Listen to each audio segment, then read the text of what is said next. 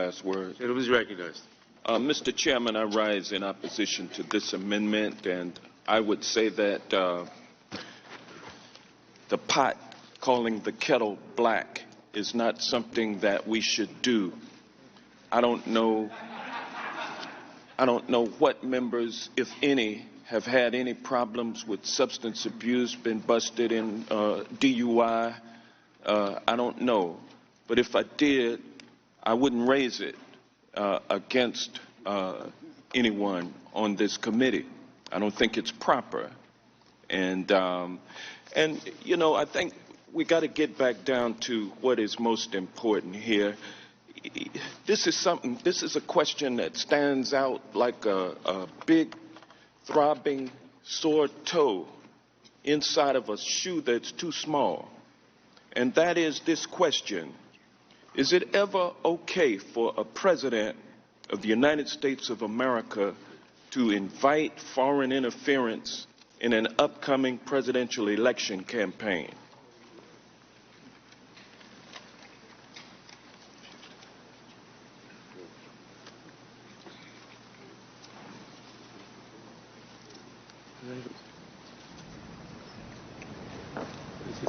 Is the gentleman seeking an answer? Is the gentleman yielding? I'll be glad to answer. The silence. Gentleman has the time. The silence People respond. was and is deafening.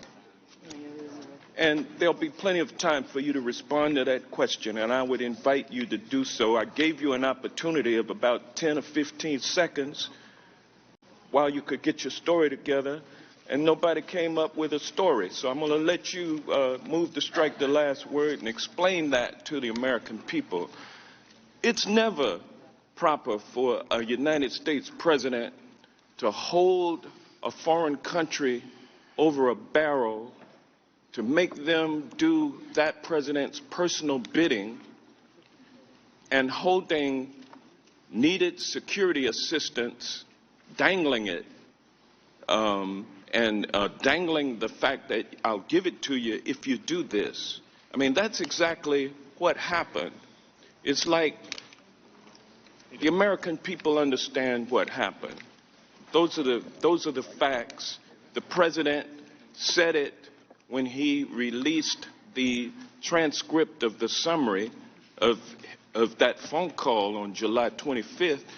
The summary of the president's own words shows that the president tried to get President Zelensky to interfere in the upcoming presidential election. That is established by the facts.